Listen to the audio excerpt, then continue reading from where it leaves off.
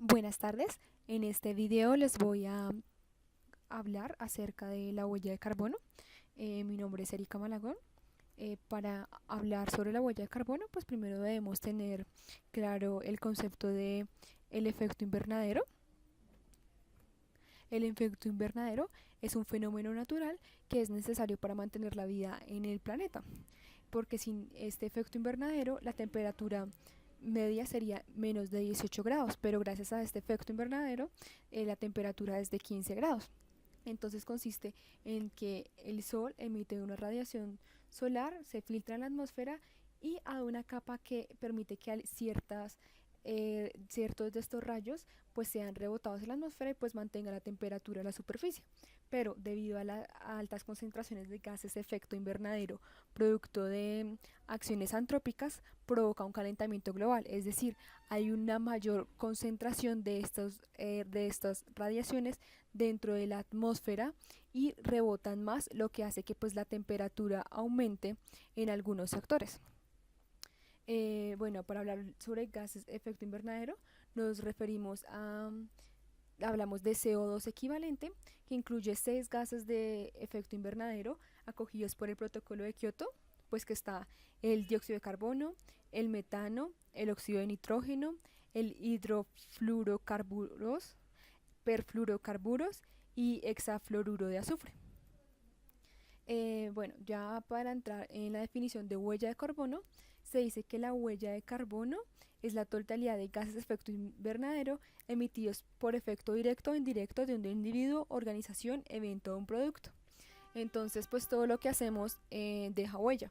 Si por ejemplo nosotros compramos un dulce, un dulce en la máquina, este dulce en ese momento pues está consumiendo energía por efecto de la máquina en la que está siendo exhibido. Ese dulce llegó allí por un camión que lo trajo desde la empresa productora hasta el lugar donde va a ser vendido.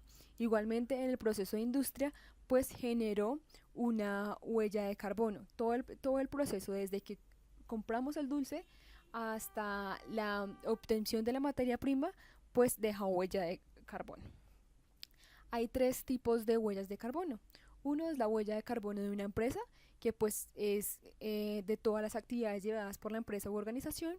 Lo otro es la huella de carbono del producto, que es durante todo el proceso productivo, desde la producción hasta que llega al consumidor final, así como el ejemplo que acabé de mencionar del dulce. Y el otro es el Inventario Nacional de Emisiones de Gases de Efecto Invernadero.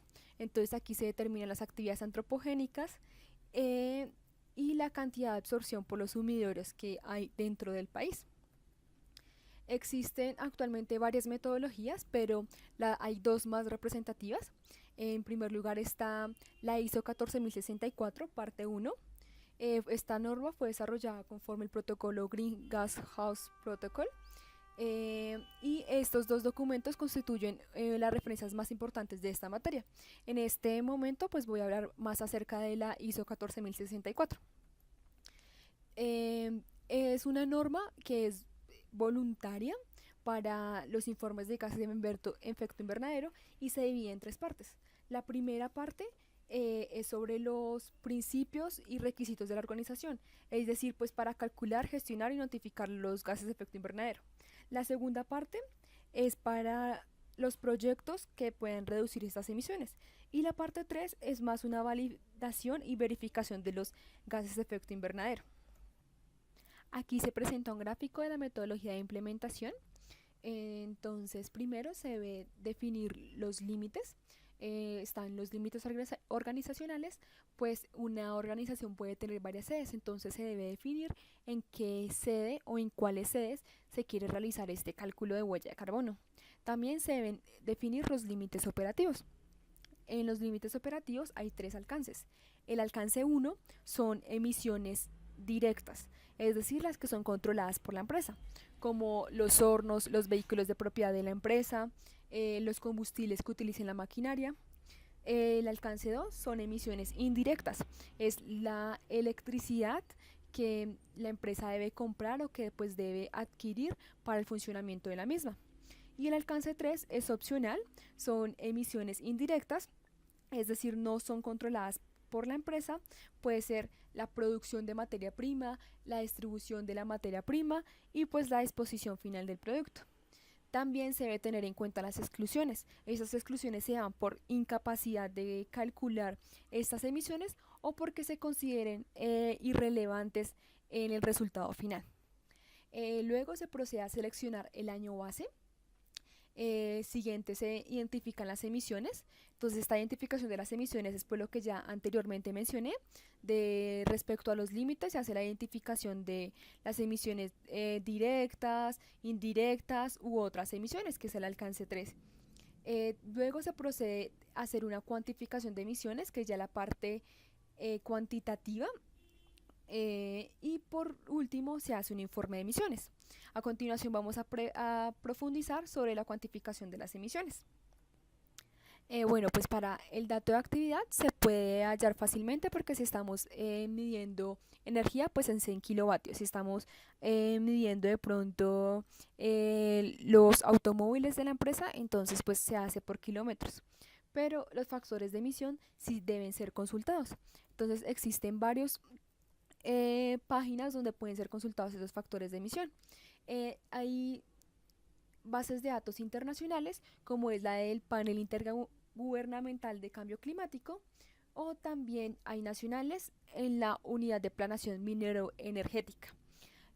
Y en caso que el combustible que nosotros queramos o no está en las cantidades que nosotros utilizamos, se debe hacer calcular el factor de emisión específico. Esto también tiene una estrecha relación con la eficiencia energética. La eficiencia energética es el conjunto de actividades para disminuir el consumo energético de un proceso manteniendo el mismo nivel de producción o del servicio. Entonces podemos darnos cuenta en esta parte un ejemplo de eficiencia energética. Pues está el bombillo incandescente, el convencional que anteriormente era muy usado, que consume 60 vatios, el ahorrador que consume 20 vatios o un bombillo LED que consume tan solo 9 vatios. Este es el consumo mes si se tuviera 24 horas encendido. Entonces, ¿cómo se aumenta la eficiencia energética? Puede haber dos maneras, a través de un cambio tecnológico o de una gestión energética. Entonces, con el cambio tecnológico, obviamente nos pasaríamos a usar la tecnología LED que tan solo consume 9 vatios. Pero la siguiente manera es a través de la gestión energética. La gestión energética es administrar la energía que consumen los procesos, haciendo una modificación, una estructuración de este comportamiento. Entonces, como mencioné anteriormente, estos serían los valores que se tendrían tan solo consumiendo las 24 horas del día. Pero entonces se hace una reestructuración y ya no se necesita tener un bombillo las 24 horas del día. Entonces, aparte que se utiliza el bombillo LED, que es el que mayor consume, se hace una modificación en el uso de este y ya se pasa a consumir menos horas al día.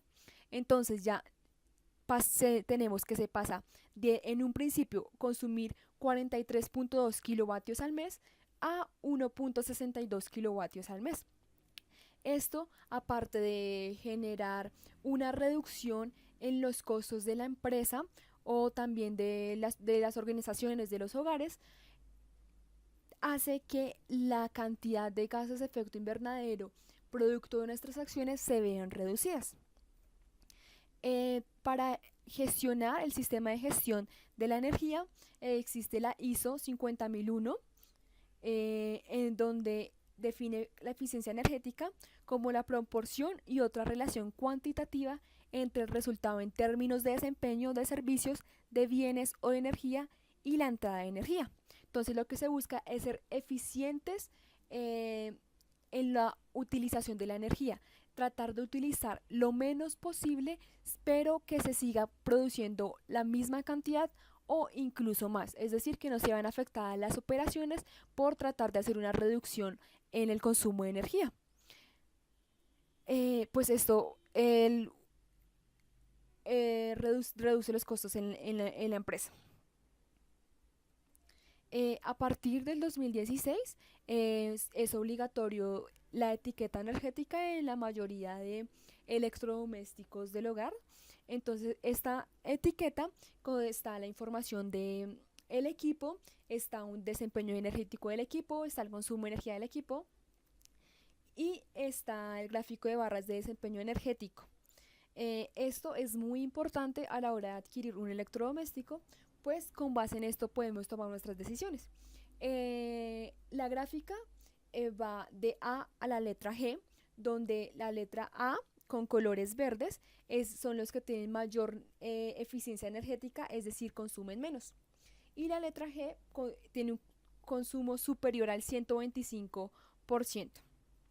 Entonces, los más eficientes generan un ahorro. Puede que al momento de adquirir estos equipos puedan ser un poco más costosos, pero si se hace el análisis a mediano, largo plazo, se puede ver que lo que se puede pagar de más por este electrodoméstico se va a ahorrar en el consumo de energía. Es por esto que todos debemos sumarnos a la eficiencia energética y no debemos ver esa tarea tan solo de las organizaciones, sino también nosotros desde nuestro hogar podemos a través pues de estas etiquetas y de el cambio tecnológico o aplicar una gestión de energética de nuestros hogares pues para contribuir en la disminución de los gases de efecto invernadero. Gracias.